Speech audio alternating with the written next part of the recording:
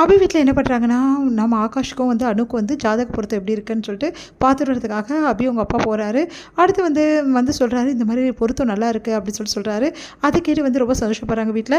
இந்த விஷயத்த மாப்பிள்ளை வீட்டில் சொல்லணுமே அப்படின்னு சொல்லிட்டு முடிவு பண்ணுறாங்க. அப்போ கரெக்டாக அங்கே வராரு முரளி. முரளி வந்து யோசிச்சுட்டு அப்படியே வந்து உட்காந்துருக்காரு. என்ன விஷயம், ரொம்ப சந்தோஷமாக இருக்கீங்கன்னொன்னே, இந்த மாதிரி ஜாதகம் பொருந்தி வந்திருக்குப்பா அப்படின்னு சொல்லிட்டு சொன்னோன்னே, சரி ஓகே நீயும் வாப்பா போய் பார்த்துட்டு வந்துடலாம் அப்படின்னு சொல்லிட்டு கூப்பிட்றாங்க. இல்லைங்க நான் வரமாட்டேன், உங்களுக்கு தெரியாதாப்பா, எப்போவுமே முரளி சார் அவங்கள பார்த்ததே இல்லை. கடத்திறப்பு விழா அதுக்கப்புறம் வேறு வந்து எந்த விஷயமா இருந்தாலும் சரி முரளி சார் அங்கே இருக்கவே மாட்டார். அவங்க இருக்கும்போது அது என்னமோ தெரில, இல்லை முரளி சார் அப்படி சொன்னோன்னே அப்படியே முரளி யோசிக்கிறாரு. அடுத்து வந்து சரி ஓகேப்பா, இந்த வாட்டியாவது நீ வாப்பா, நீ வந்தால் எங்களுக்கும் ஆறுதலாக இருக்கும், நீ வந்து தான் தீரணும்னு சொல்லிட்டு அவங்க அப்பா அபியோட அப்பாலாம் சொல்கிறாரு. அபியோட அவங்க அப்பா யோசிக்கிறாரு, ஏன் இந்த முரளி வந்து எப்போவுமே வந்து நம்ம சொன்னால் கூட வேறு மாதிரி யோசிக்கிறாரு. ராகவோட ஃபேமிலி கூட வந்து இவருக்கும் என்ன ப்ராப்ளம் இருக்கும், ஒரு வேளை அவங்களுக்கு தெரியுமா தெரியாதா, இதை கண்டுபிடிச்சே ஆகணும் அப்படின்னு சொல்லிட்டு யோசிச்சுட்டுருக்காரு. அடுத்து வந்து இங்கே என்ன பண்ணுறாரு முரளி வந்து சரி என்ன பண்ணுறதுன்னு தெரியலையே போகணுமே அப்படின்னு சொல்லிட்டு யோசிச்சுட்டு அவங்க கூட போகிறாரு. பாதி வழியே முரளி என்ன பண்ணுறாரு, இந்த மாதிரி எனக்கு ஸ்டொமக் வந்து அப்செட்டாக இருக்குது, அதனால் ஹாஸ்பிட்டலுக்கு போகணும் அப்படின்ற மாதிரி அப்படியே வந்து நடிக்கிறாரு. சரிப்பா நீங்கள் ஹாஸ்பிட்டலுக்கு போங்க, நீங்கள்லாம் வந்து கிளம்பி ஆட்டோவில் போயிடுங்க அப்படின்னு சொல்லிட்டு அவங்கள ஆட்டோவில் அமுச்சு வைக்கிறாரு. இந்த முரளி புரிஞ்சிக்கவே முடியல, எப்போவுமே அவாய்ட் பண்ணுறாரு, எதுக்காக ராகவ் வீட்டுக்கு வரமாட்டேங்கிறாரு அப்படின்னு சொல்லிட்டு அபியோட அப்பா யோசிச்சுட்ருக்காரு.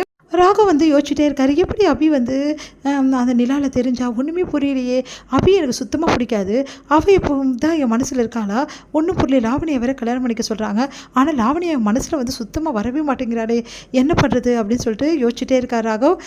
இங்கே வந்து என்ன பண்ணுறாங்க, அபியோட ஃபேமிலி வந்துடுறாங்க.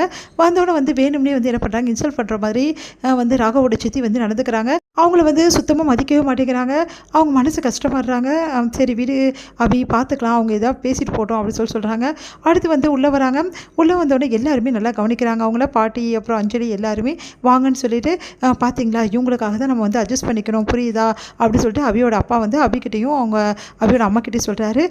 அடுத்து வந்து சரி என்ன திடீர்னு வந்திருக்கீங்க அப்படின்னோடனே, எல்லா ஜாதக பொருத்தி வந்திருக்கு, அதுக்காக தான் வந்திருக்கோம் அப்படின்னு சொன்னோன்னே ரொம்ப சந்தோஷப்படுறாங்க எல்லாருமே. நல்ல விஷயம் அப்படின்னு சொல்கிறாங்க. உடனே வந்து அங்கே வராரு ஆகாஷை பார்த்துட்டு குட்டி பாஸ் வந்துட்டாரு அப்படின்னு சொல்லிட்டு சொல்கிறாங்க. அபி குட்டி பாஸ் சொல்லாதம்மா, மாமான்னு கூப்பிடுனது, மாமான்னு கூப்பிடணுமா, ஆமாம் உன் அக்காவை கல்யாணம் பண்ணிக்க போகிறாருல, மாமா தான் கூப்பிடணும் அப்படின்னு சொல்லிட்டு அவங்க அப்பா அம்மா சொல்கிறாங்க. சரி இதுக்கப்புறம் மாமானே கூப்பிட்றேன் அப்படின்னு சொல்லிட்டு அபி சொல்கிறாங்க. சரி இதுக்கெல்லாம் காரணம் ராகவ் சார் தான் இவ்வளோ வந்து விஷயத்தையும் பண்ணியிருக்காரு, அவருக்கு நான் தேங்க்ஸ் சொல்லிட்டு வந்துட்டேன்ப்பா அப்படின்னு சொல்லிட்டு அபி சொல்கிறாங்க. சரிம்மா போயிட்டு வா அப்படின்னு சொன்னோன்னே, ராகவ் சார் எங்கே இருக்கார், ரூமில் தான் இருக்காரு அப்படின்னு சொல்கிறாங்க.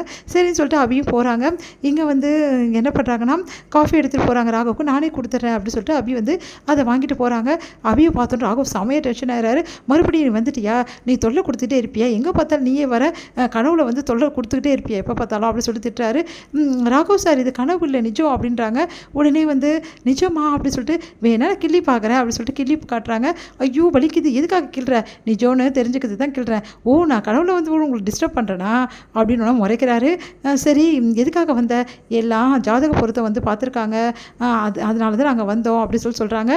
சரி இந்த காஃபியை குடிங்க மாமா அப்படின்னு. இது மாமாவா, ஆமாம் ஆகாஷ் சார் என்ன மாமான்னு கூப்பிட சொன்னாங்க. ஆகாஷ் சார் மாமாண்ணா, அவரோட அண்ணன், நீங்களும் மாமா தானே எனக்கு, இந்தாங்க ராகவ் மாமா அப்படின்னு. ஐயோ மாமான்னு கூப்பிட்றாளே அப்படின்னு சொல்லிட்டு நினைக்கிறாரு. என்ன இது புதுசாக மாமாலாம் கூப்பிட்ற அப்படின்னோடனே, ஏன் மாமான்னு கூப்பிடக்கூடாதா அப்படின்னு சொன்னால், சரி கூப்பிடு அப்படின்றாரு. அடுத்து வந்து காஃபி நல்லா இருக்கா, என்னமோ நீ போட்ட மாதிரி பேசுகிற, நான் எடுத்துகிட்டு வந்து கொடுத்தது யார், இந்த அபியாச்சே அப்படின்றாங்க. சிரிக்கிறார் ராகவ். இதோட முடியுது.